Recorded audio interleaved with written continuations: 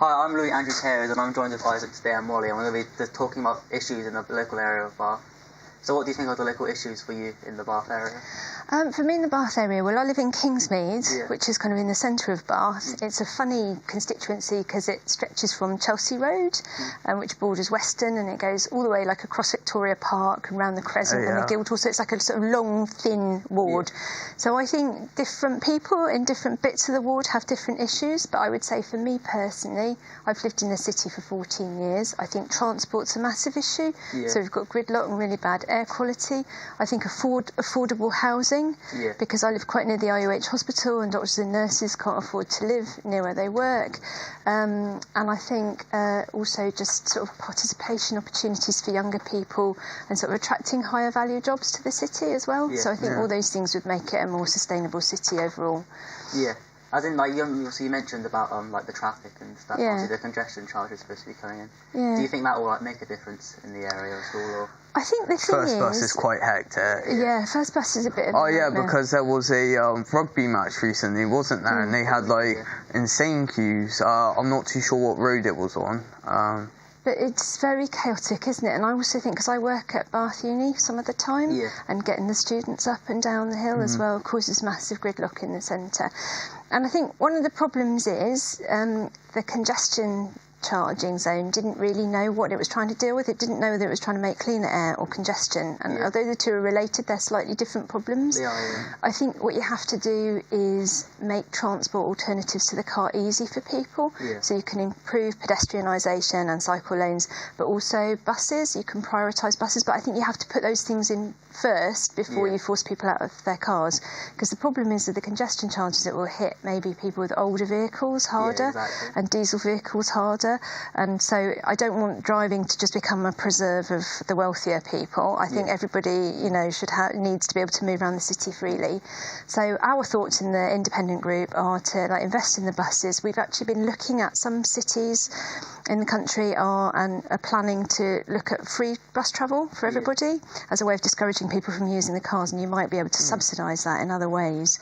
So, for example, I know Belfast and Dunkirk are both looking at free transport. Luxembourg has free city transport. So we might look at some radical solutions, but the key thing is to improve buses before you force people out of their cars. The bus prices are going up, and necessarily the quality isn't necessarily going up as much as the prices are. Exactly.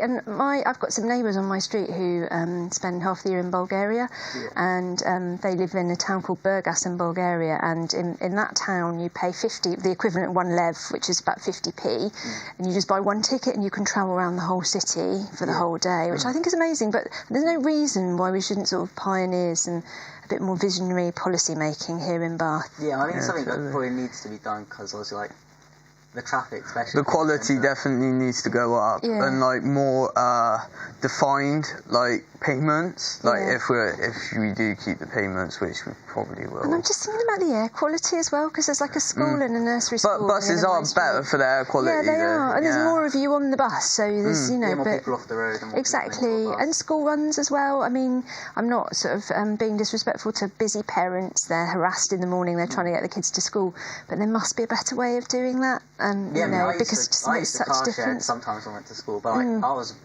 very rare that I do that. And obviously there's quite a lot of schools, especially in the centre of Bath. Like you got Widcombe schools. I think is it King John? There's John in there as well. And there's so many primary school kids, obviously in the city centre as well. And obviously parents taking their kids to school, it's going to obviously increase the pollution and everything from there. Exactly, just think the air quality they're breathing. One of the other candidates that's standing in the independent group's got a young son who's got really bad asthma, and so that's a massive issue for him. And I think you've got to think about the health of young kids particularly.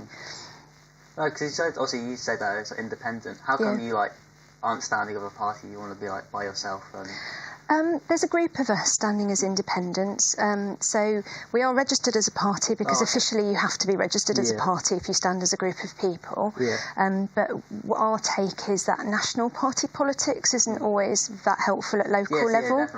Because I think lots of people are interested in local politics, but they don't necessarily want to belong to a single party. And so our line is that it'll be better for us to collaborate. We can be more creative because we're not sitting there thinking we can't do that because it's a Labour policy, or we can't can't do that because it's a Lib Dem policy. What we feel we can do, Flexible. in a sense, is borrow the best policies, be adult about it, to be honest, borrow the best policies from other places that have worked well, but we're not having to kind of be forced along what a national party says. Yeah, because you say, like, local elections are, like, it affects you more than, like, say, a general election. Yeah. Essentially, but the local turnout isn't necessarily reflects like what people will do, because obviously there's more higher turnout for a general election than a local election. Yeah, exactly. It's a real shame. Actually, Bath isn't too bad overall, but it's still a low turnout, if that makes sense. And I think that's partly because people aren't necessarily that aware of what their local council does. Yeah, and that's a failure of our education. It's a failure of our council to communicate effectively to its residents about what they do and what they're responsible for. It has a massive impact, you know, transport, schools,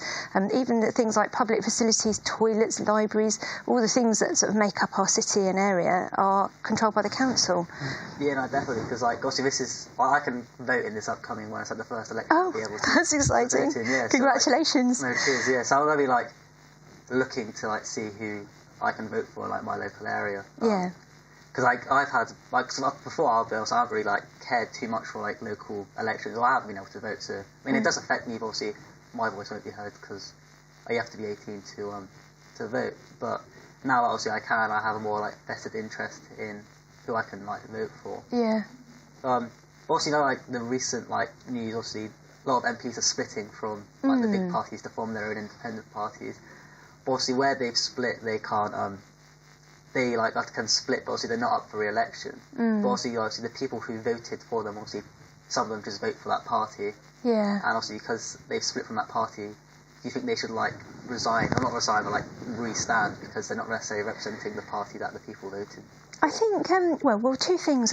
Just as an independent group in Bath, we predated the Westminster gang, so we're not. The difference is that we are just local people. None of us are professional politicians.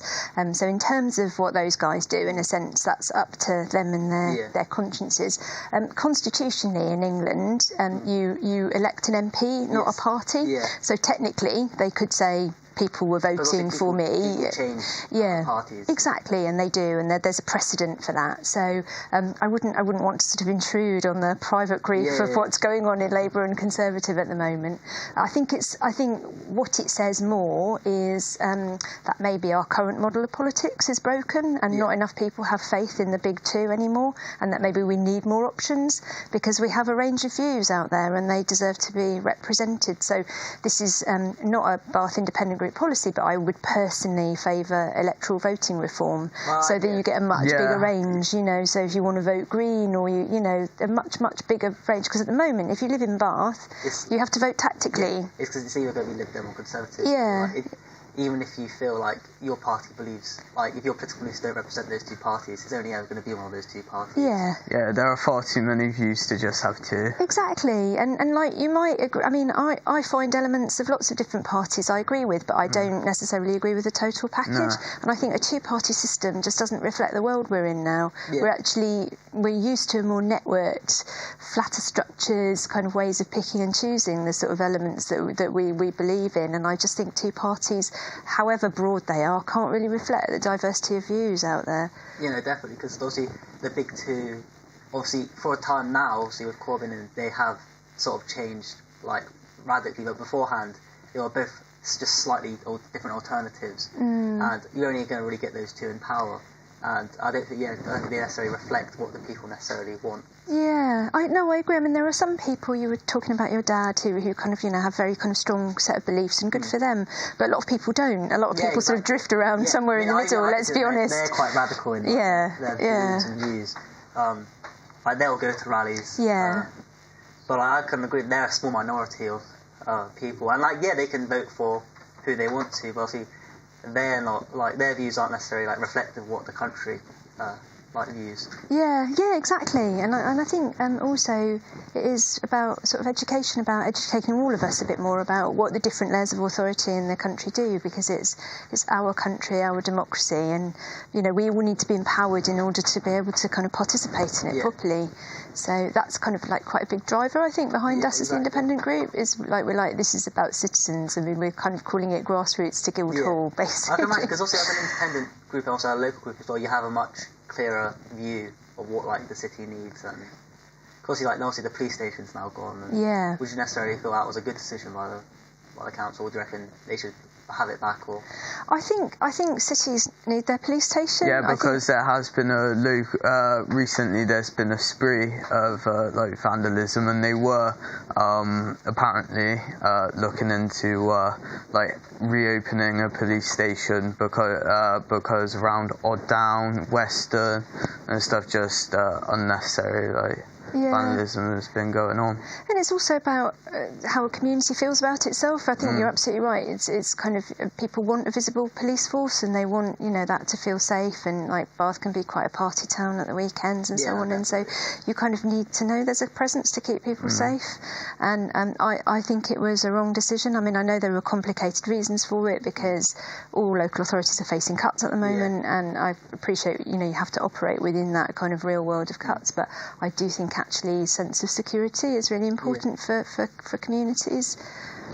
Yeah, especially because obviously the Bath is a relatively, it's not like a big city, but obviously it's big enough to obviously warrant a police station, a big presence for a police force. And the fact that we are having to be supplied by the local area obviously has a much smaller presence. So yeah, it's I do understand. I can sort of see why they made the cuts, but at the same time, obviously Bath is such a big place. Obviously there's 80 to 90,000 people there. They kind of need a police force there to necessarily show a big presence.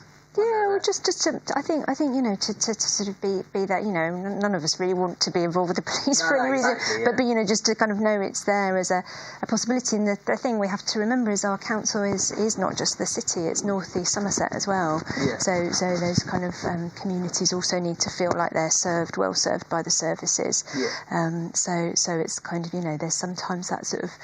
You need to kind of bear in mind there is the city and the city's needs, but kind of the needs of communities outside, like Radstock and so on, might be quite different. So you need to kind of have a politics that can reflect that as well and reflect the different needs of different communities. Yeah, for sure. Have you got another question you want to ask? Or? Have I got another question?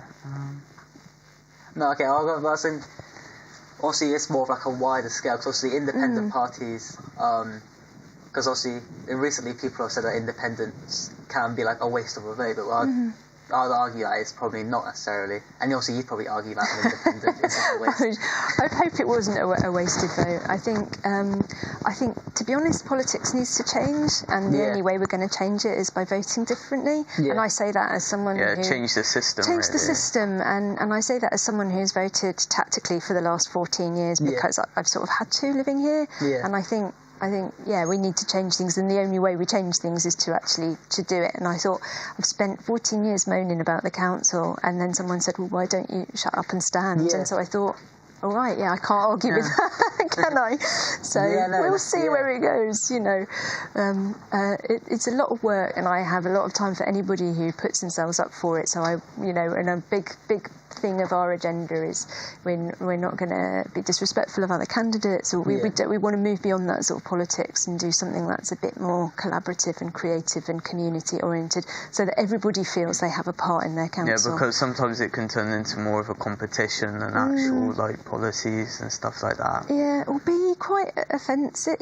Some of the discussion on Twitter and stuff is really quite horrible, quite bullying, I think. And you especially think, the bigger parties, because they have more of a following to silence more independent candidates are saying. Yeah.